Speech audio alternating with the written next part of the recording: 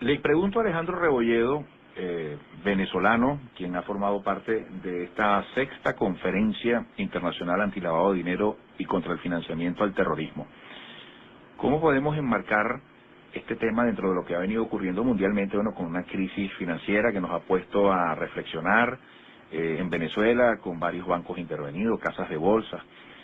La importancia del sistema financiero, sobre todo, Alejandro, cuando tú hablas de la parte piramidal, conexiones, de lo que sería el lavado de dinero, no sé si lo circunscribes estrictamente al caso venezolano.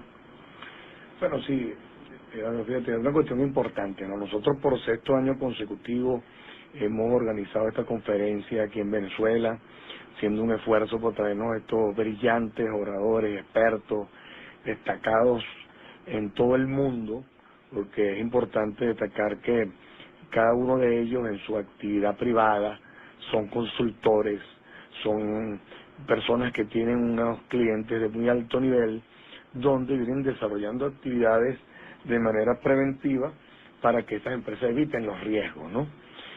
Bueno, fíjate, el último informe de Naciones Unidas contra el crimen organizado transnacional ha dicho que hay que cambiar el enfoque a las mafias para atacar sus mercados, ¿no? Porque desde 1800, donde consiguió el primer director que denunció esto en el Banco de Sicilia, Notor Bartolo, que empezó a decir cómo es que se movían las mafias y cómo se falsificaban y se ponían nombres de otras personas, los vinculados o comprometidos en estos hechos siguen siendo los mismos. El sector político, si hay un político, hay un militar, hay alguien del Poder Judicial, hay alguien que de una u otra forma está involucrado en eso. Una vez le preguntaron a un mafioso en Italia, un juez le preguntó que qué era la mafia. Él le dijo, bueno, le voy a dar un ejemplo. Hay tres procuradores que quieren ser jueces. Uno es muy inteligente, el otro tiene el apoyo de los partidos políticos y el otro es un imbécil. Quien va a ser el juez va a ser el imbécil. Entonces, es la manera de manejar, digamos, la forma de manipular y las decisiones vayan para un sector. Las mafias se mueven en el mundo. Recientemente, Carlos, en su posición de ayer, dijo que el Moisés Naín, que es un venezolano, que hizo un libro que se llama Ilícito, bueno, ha dicho que del Producto Interno Bruto y de los mercados mundiales, el 10% se dice que lo manejan las mafias. Estoy hablando de mafias de la triada china, la yakuza japonesa, los carteles mexicanos y colombianos, del crimen organizado boliviano. De igual forma, puedes entender que pueden manejar la nagreta estadounidense, la cosa nostra estadounidense. De esa manera las mafias siguen avanzando. Y esas mafias no solo avanzan en función de que pueden unas personas tener el tema, como ha dicho William y Amado, del tema del narcotráfico, sino que tiene que ver con la globalización.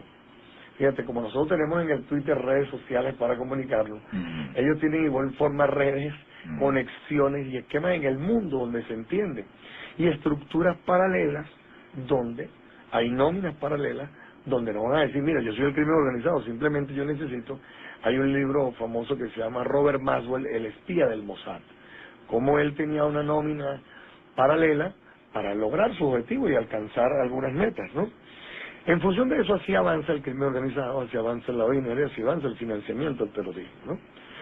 No escapamos ninguno de nuestros países, ni Venezuela, cuando nos preguntan, ¿en Venezuela se lava dinero? En Venezuela se lava dinero, en México se lava dinero, en Costa Rica se lava dinero, en Panamá se lava dinero, en Suiza se lava dinero, en todo el mundo se lava dinero. Es inevitable, en las mejores Estados Unidos se lava dinero. Cuando a veces me preguntan de Panamá, que cómo es posible que Panamá... No, mira, tú para aperturar una cuenta en Panamá, bueno, por hiperbolizar un poco, de broma te piden el nacimiento de la abuela. No es lo mismo de repente cuando vas a Estados Unidos y con unos dólares y el pasaporte puedes aperturar la cuenta. Es decir, existen diversos controles. Yo no soy medicado, de repente una pregunta buena para nuestro hermano Carlos, fíjate lo que ha dicho en los informes de cómo de México a Estados Unidos, cuánto se está lavando dinero en el último informe hecho por ellos. Una cifra que creo que habla, Carlos, no sé, entre 19.000 y 29.000 millones de dólares. Y ahí hay un último control que se acaba de decir, hay una última legislación para adquirir los dólares en México. Sí, en efecto, la cantidad es, bueno, son estimaciones de distintos especialistas en las que se coincide.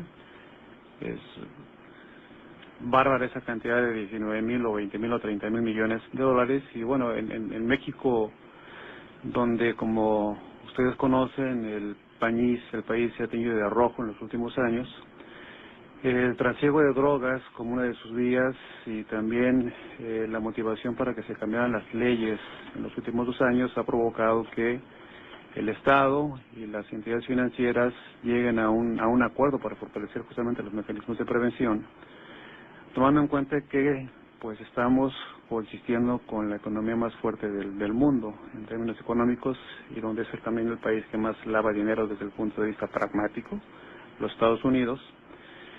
Una frontera muy porosa tanto en el norte como en el sur y donde también con estos indicadores se conoce que si no se tienen leyes fortalecidas aplicadas en la práctica y donde el ciudadano común y de a pie pueda entenderlas, que es uno de los aspectos complejos, cómo explicarle a la persona que está en la tiendita, que está en un puesto, que está en la zapatería, ¿qué significa el término lavado de dinero? Pues si luego los que somos expertos aparentemente ni siquiera comprendemos el alcance del término, pues cómo esperamos que la gente que está allá afuera pueda por lo menos concebir este tipo de etapas que les acabo de comentar hace rato.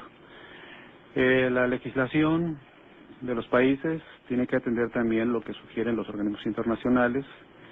El caso de Itela, como bien se mencionaba hace un instante, pues ha sido para la comunidad internacional el referente histórico actual que debiéramos todas las entidades, ya sea estados o bancos, seguir para hacer un esfuerzo global y en lugar de competir, cooperar.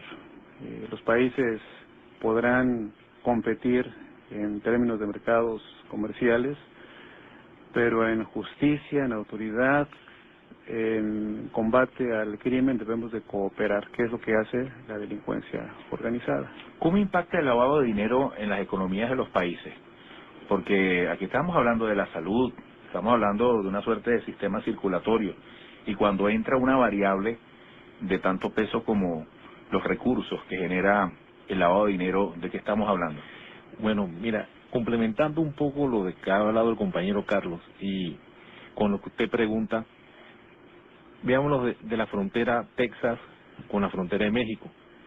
¿Cuántas armerías hay en la frontera americana que alimentan ese flujo de sangre en México? O sea, en ese sentido, ¿cómo afecta? Si tú quitaras todas esas armerías, ¿qué negocio tendrían que hacer esas personas?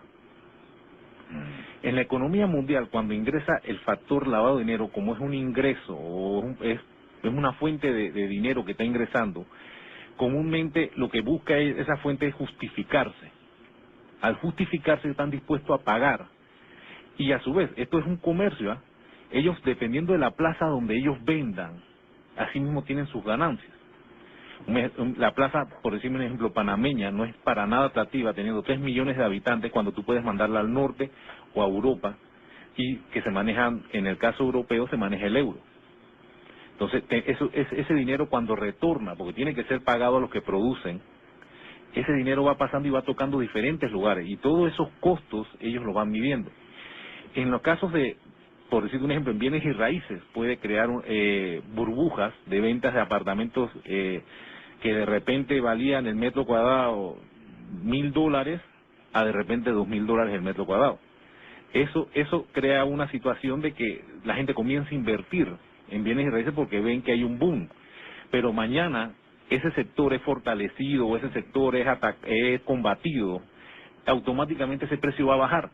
Entonces las personas que compraron a precios superiores, personas que del caminar diario viven de lo que producen, van a tener problemas para accesar a los bienes y raíces, y a su vez cuando ellas accesen y obtengan ese recurso y compran a un precio Z, resulta ser que el precio quedó en M. Automáticamente van a perder. En términos más y menos sería lo que afectaría a la economía de un país, y hablando de un sector específico. Caso de las armas, cuando estuvimos lidiando muchos temas por allá, veíamos que a veces no era solamente el dinero que regresaban armas, a veces medicamentos, o sea, mercancía para los efectos de que fueran colocadas en lugares o negocios que ellos controlaban y vendían a su vez y justificaban ese dinero. Por supuesto que en el medio ellos obtenían mejores precios porque tenían el dinero para pagar esa mercancía, o en el caso de las armas iban posiblemente a fuerzas irregulares y se detenía ese tipo de situación. Pero el accionar del gobierno solamente no es suficiente. Tú necesitas una ciudadanía que esté dispuesta a defender su forma de vida, porque esto afecta a la forma de vida de cualquier ciudadano.